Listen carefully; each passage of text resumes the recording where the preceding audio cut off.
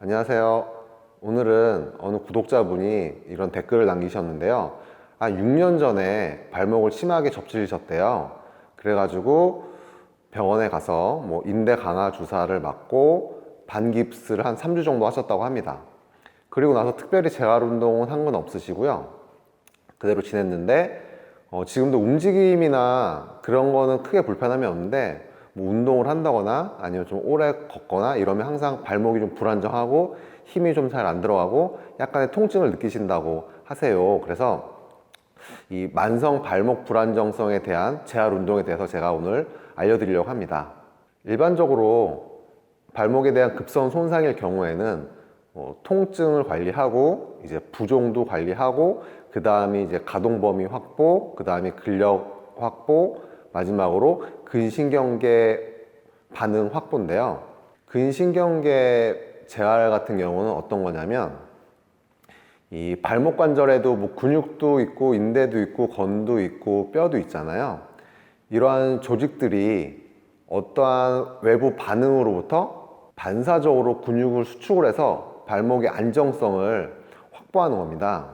발목에는 메케노 립세터라고 해가지고 기계 수용체라고도 하는데요.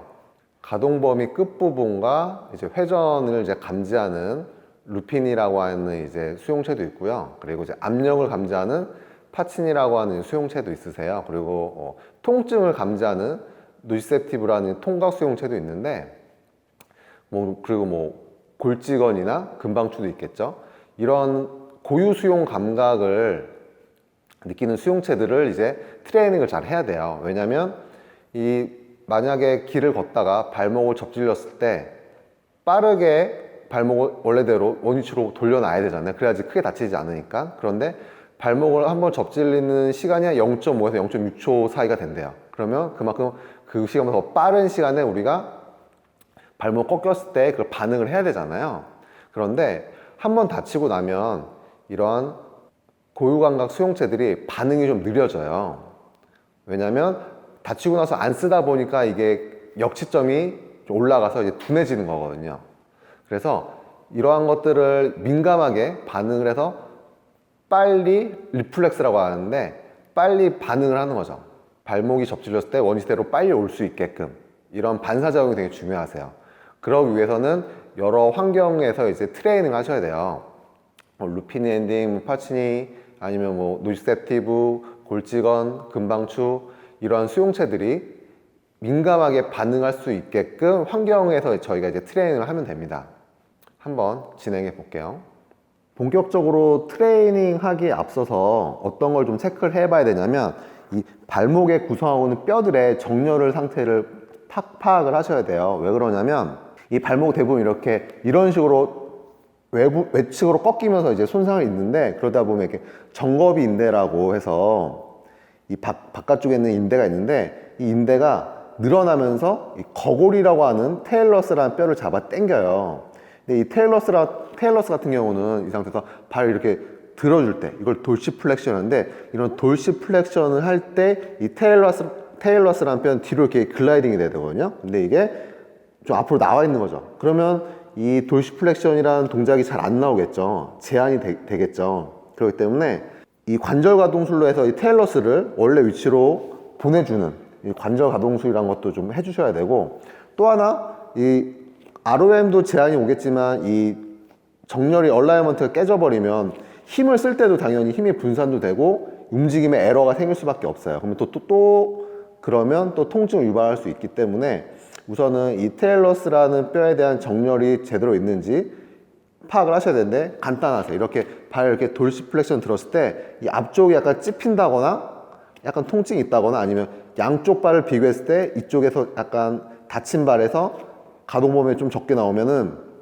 그럴 확률이 좀 높으세요. 그렇기 때문에 우선은 발뼈에 테일러스라는 그 뼈의 정렬 한번 확인해 보시고요. 첫 번째는 평평한 곳에서 다친 다리 쪽으로 한 발로 이렇게 버티는 동작을 한번 해볼게요. 그래서 먼저 불안정한 지면에서 하기보다는 먼저 이 평평한 데서 먼저 해서 뇌에다가 정확히 인지를 시켜주는 거죠. 그래서 평평한 곳에서 먼저 이렇게 해주시고, 그래서 10초 20초, 30초 이렇게 좀 시간을 좀 더 길게 가셔도 되고요. 아니면 눈을 감는 것도 좋으시고, 아니면 이런 거 많이 보셨죠? 누가 공을 던져주면 공 받는 거. 이런 거 같은 경우도 내 중심을 잡기 위해서 시각 정보도 중요하고요. 정전기관, 이런 감각 정보가 되게 중요하잖아요. 당연히 이 발목에서 미세한 움직임을 감지할 수 있는 고유수용 감각도 되게 중요하긴 하겠지만, 근데 공을 던지면 제가 공을 잡아야 되잖아요. 그러다 보면 시각 정보가 당연히 이 중심을 잡는 거에 대한 정보를 제대로 못 주겠죠. 그러면 난이도가 더 올라가겠죠? 두 번째는 이런 폼 패드라고 해서 좀 물렁물렁한 패드 위에서 또 한번 이렇게 해볼게요. 이런 식으로 해서 또 중심을 잡으시고, 세 번째는 이 상태에서 뒤꿈치를 드세요. 뒤꿈치를 들어서 또 버텨볼게요. 뒤꿈치를 들어서 이렇게 버텨보시고요. 또 하나는 이제 밴드를 이용해 가지고 오히려 더 중심을 못 잡게, 그러면 이 밴드의 텐션 때문에 더 중심 잡기 힘들겠죠. 저는 이제 누군가가 트레이닝 해줄 사람이 없어서 제가 셀프로 지금 하고 있는데, 이건 이제 트레이너가 옆에서 밴드로 계속 당겨주면서 방해를 하는 거죠. RNT라고 리액션 뉴로무스쿨러 트레이닝인데, 신경계 반응 트레이닝이라고 할 수 있죠. 정적인 트레이닝 말고 이제 동적으로 할 건데, 보세요. 이 상태에서 왼쪽 다리를 다쳤으면 어떡하냐. 이 상태에서 뛰어서 멈추는 거죠.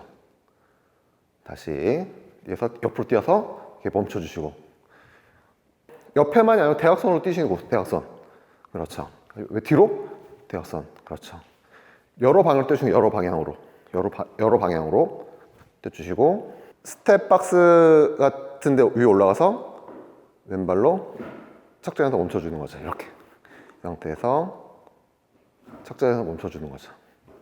오케이. 착지 멈춰주고, 너비가 좁은 이 나무 조각을 준비하시고요. 이 위에서 걸어가는 거예요. 이 위에서. 그러면 되게 지면이 불안정하죠. 이 상태에서 중심을 잡기 위해서 당연히 발목을 감싸고 있는 근육들이 많이 운동이 되겠죠. 이 상태로.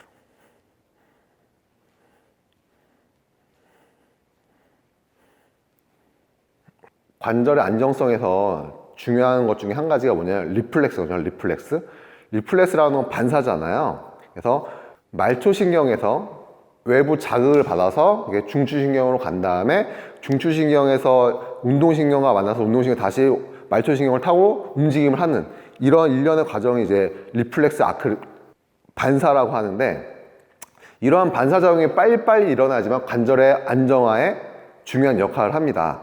그래서 마지막으로 발목과 관련된 리플렉스 트레이닝을 알려드릴게요. 어떻게 하는 거냐면, 이렇게 걷다가 왼쪽 다리를 다쳤잖아요. 걷다가 왼쪽 다리를 점프를 해서 돌아서 착지하는 거죠. 다시 가다가 점프해서 돌아가는 거예요. 가다가 점프해서 돌아가는 거죠. 180도 점프해서 돌면 어때요? 착지했을 때 정확하게 감지를 하는 거죠. 발목에 있는 고유수용 감각들이 반응을 하는 거죠. 왜냐면 시각 정보 같은 경우는 180도 도니까 정확하게 정보를 못 보내주는데, 어떻게 보면 발목 쪽에 있는 고유수용 감각들이 다 예민하게 반응을 하는 거거든요. 이렇게 해서 기초재활 같은 경우는 뭐 가동 범위 확보하고 근력 운동하고 하는데, 마지막 단계로 근신경계 재활이 되게 중요하세요. 이 근신경계 재활 안 해버리면 항상 발목이 불안정하거든요. 반응이 느릿느릿하기 때문에, 그리고 힘도 잘 안 들어가고. 그렇기 때문에 오늘 알려드린 이런 근신경계 반응 트레이닝을 꼭 한번 해보시면 많은 도움이 되실 겁니다. 감사합니다.